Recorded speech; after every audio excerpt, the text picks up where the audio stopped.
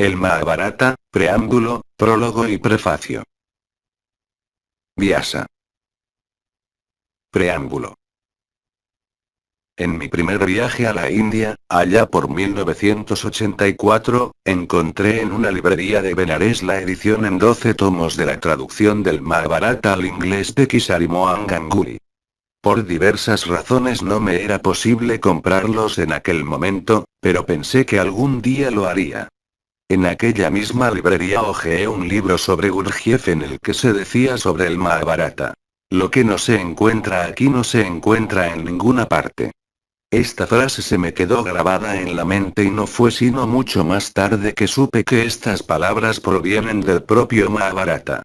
En posteriores viajes a la India busqué en vano aquella versión de Ganguly que me había cautivado en Benares.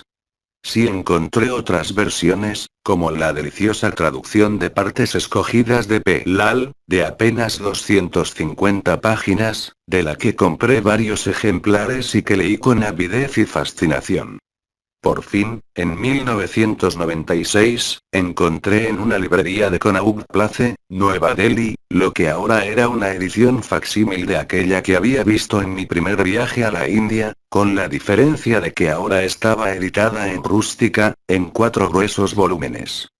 También vi en aquella librería una versión del Mahabharata en un solo volumen, más grande y de unas 750 páginas que destacaba entre todas las versiones resumidas que había visto.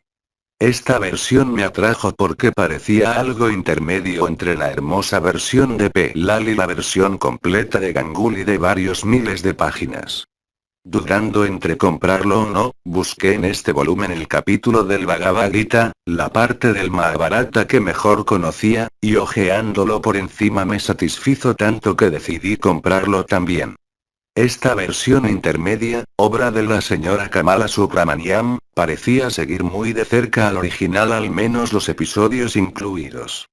Y según el prólogo incluía todos los episodios y conversaciones importantes y además en algunos lugares no es un resumen sino el original. La presente versión en español es, en su mayoría, una traducción de dicha versión en inglés de Kamala Subramanian.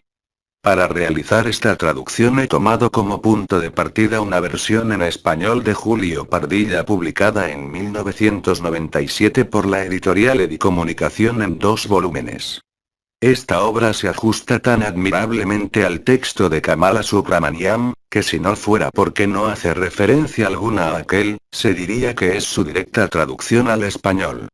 Además, pasando por alto cierto número de erratas y errores, realmente transmite la belleza de la dramatización lograda por la prosa de Kamala Subramanian.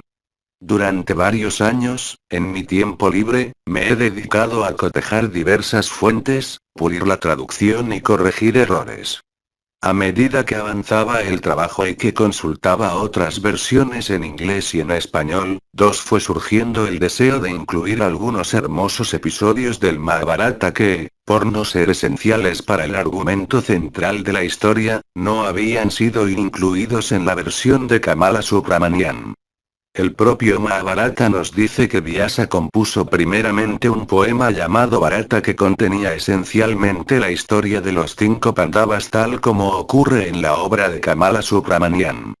Más tarde compuso otros poemas complementarios relatando historias de las generaciones anteriores a los Pandavas, historias de sus descendientes, notas aclaratorias, resúmenes e incluso un índice o libro de contenidos en verso. Esa versión ampliada es lo que es denominada por los eruditos el Mahabharata, o Gran Bharata. Todos los episodios complementarios que he querido incluir en esta versión están sacados de la traducción completa de Ganguly. Algunos de ellos son parte del folclore que rodea al Mahabharata y que en la India se pueden oír en trenes o autobuses de boca de gente sencilla y a veces incluso analfabeta. Otros episodios, menos conocidos, tienen interés como textos complementarios que sitúan la épica en su contexto cultural. Otros, en fin, decidí incluirlos simplemente por su conmovedora belleza o la profundidad de su enseñanza. El resultado es la presente versión en la que, intentando conservar el estilo ameno de Kamala Subramaniam, ampliando su versión con los episodios o pasajes que se citan a continuación. Introducción. Textos seleccionados del Adi Parva, primer libro del Mahabharata, traducidos de la versión de Ganguly con apoyo en el primer volumen de Van Buitenen. Libro 1. Los orígenes. Los capítulos primero y segundo no aparecen en la versión de Kamala Subramaniam. Aquí están traducidos de la obra de Ganguly con apoyo en la traducción de Van Buitenen y en las versiones de P. Lal y de W. Book. En el capítulo noveno, Satyavati y Bhishma. La conversación entre Satyavati y Bhishma está ampliada respecto a la que aparece en la versión de Kamala Subramaniam. Libro 5. El consejo. Capítulo 12. Krishna y Vidura. Lo que en la versión de Kamala Subramaniam es la frase final. Krishna dio por terminada la cuestión y después hablaron de muchas cosas. Está ligeramente ampliado incluyendo la traducción completa del párrafo correspondiente a partir de la versión de Ganguly. Libro 10. Después de la guerra. He indicado los puntos en donde comienzan los libros 10 a 18 de la obra completa. Vigo, noviembre de 2008. Emilio Faro. Prólogo. La señora Kamala Subramaniam ha abordado no solo la realización de un resumen de la gran y maravillosa epopeya, Mahabharata, sino que además ha resaltado la magia de su interés humano y su profundidad espiritual. Además de resaltar la historia central, ella ha puesto en su debido lugar todos los episodios y conversaciones importantes. En 1951 escribí lo siguiente sobre el Mahabharata. El Mahabharata no es una mera epopeya. Es un romance que cuenta la historia de heroicos hombres y mujeres, algunos de los cuales eran divinos. Es una literatura completa en sí mismo, que contiene un código de vida, una filosofía de las relaciones sociales y éticas, y un pensamiento especulativo sobre los problemas humanos que es difícil de igualar. Pero sobre todo, tiene como corazón el Gita, que es, como el mundo está comenzando a descubrir, la más noble de las escrituras y la más grande saga, el clímax de la cual se alcanza en el 11º canto. Solamente a través de tales libros, estoy convencido, conseguirá un día la armonía subyacente a la verdadera cultura reconciliar los desórdenes de la vida moderna. Para un lector de habla inglesa, este volumen hará ver la validez del comentario hecho por generaciones de autores de la India, a saber, lo que no se encuentra aquí no se encuentra en ningún sitio. El estilo de la señora Subramaniam es lúcido y expresivo. En algunos lugares no es un resumen, sino el original. La señora Subramaniam ha rendido un gran servicio al público de habla inglesa que no ha tenido ni el tiempo ni la preparación para leer el original. La congratulo por la concienzuda labor que ha puesto en la preparación de este volumen. Bombay, 26 de mayo de 1965 km Munshi. Prefacio. Durante muchos años el Mahabharata me ha tenido en ascuas. El Ramayana y el Mahabharata son las dos epopeyas famosas de la India y de ellas el Mahabharata es la más larga. Contiene más personajes y la historia es también más complicada que la del Ramayana. En mi época, esto es, hace 25 o 30 años, los niños estaban más familiarizados con estas dos historias de lo que lo están ahora. Era frecuente entonces escenificar estas historias y también solía haber haricatas donde las historias eran narradas a una audiencia. Pero ahora los tiempos han cambiado. He observado que en general a los niños y a los jóvenes de hoy les son desconocidas esas dos historias. Es una situación triste.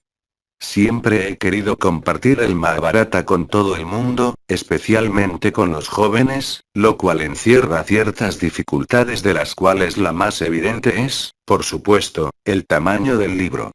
Está compuesto de 18 volúmenes, parvas, como se llaman en sánscrito.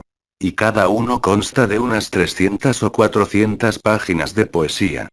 A menos que uno se entregue a la epopeya no es posible leerla en su totalidad fácilmente. El idioma es el siguiente obstáculo. Hoy en día hay muy pocos jóvenes que conozcan el sánscrito lo suficiente como para leer el libro en la versión original. La única alternativa es leer traducciones. He visto varias traducciones del Mahabharata y ninguna es satisfactoria. Son todas traducciones literales. Una traducción literal es como el reverso de un tejido. Todos los hilos están ahí, pero el dibujo ha desaparecido. Así ocurre con esta gran epopeya. No es posible hacerle justicia con una traducción literal. El inglés usado por el traductor no es adecuado para los elaborados símiles que son comunes en sánscrito. Permítaseme citar un par de ejemplos. En sánscrito a Arjuna se le llama Bharatarsava. Esto es muy agradable al oído en sánscrito, pero cuando se traduce se convierte en toro de la raza Bharata. Se ve lo horrible que suena. Otro ejemplo. A una mujer se le llama Maragajaga Amini en sánscrito, que traducido es: oh mujer con el porte de un elefante en ruta, lo cual suena ridículo. Las traducciones literales no sirven debido a la vasta diferencia entre las formas de descripción orientales y occidentales. Las ideas indias de belleza son muy diferentes de las del occidente. Por otro lado, tengo varias versiones condensadas del Mahabharata que nos dan simplemente la historia de la epopeya. Esto tiene un defecto. La historia está ahí, pero los personajes en la historia no son tratados correctamente. No pueden serlo, pues no hay espacio para ello. Durante mucho tiempo he querido escribir un libro que corrigiese esos defectos.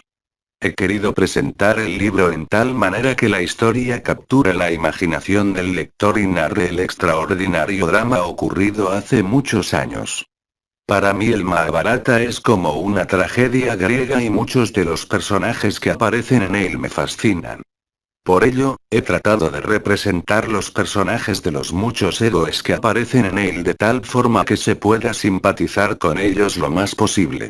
Esto quizás se deba a que habiendo estudiado a Shakespeare, una no puede sino estudiar el Mahabharata con ojos de crítico dramaturgo. Desde este punto de vista la epopeya presenta inmensas posibilidades.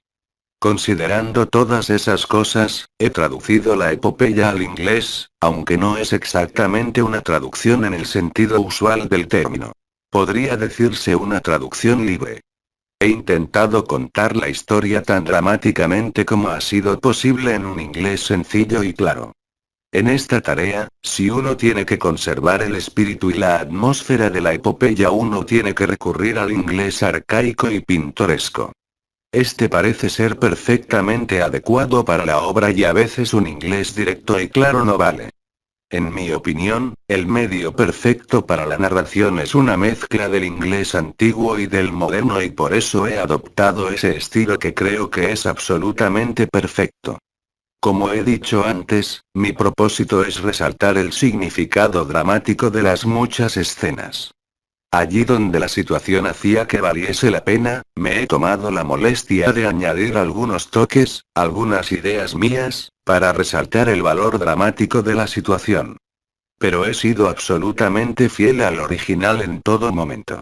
Excepto, quizás, en 2 o 3 lugares, e incluso en esos no me he apartado de los hechos. Simplemente he intentado intensificar el valor dramático de la situación con mis adornos. Uno de esos lugares, si no recuerdo mal, es en los nombres de las 5 ciudades que Yudhishthira pide. Los nombres de Indraprastha, Brikaprastha, Jayanta y Varanavata no aparecen en este contexto 3 sino que los he tomado de la obra Venisamara. El otro lugar es, tal vez, la escena en la que se devuelve a la vida a Pariksit, pero esta escena es tan sublime que ninguna exageración puede considerarse suficiente para mostrar su grandeza.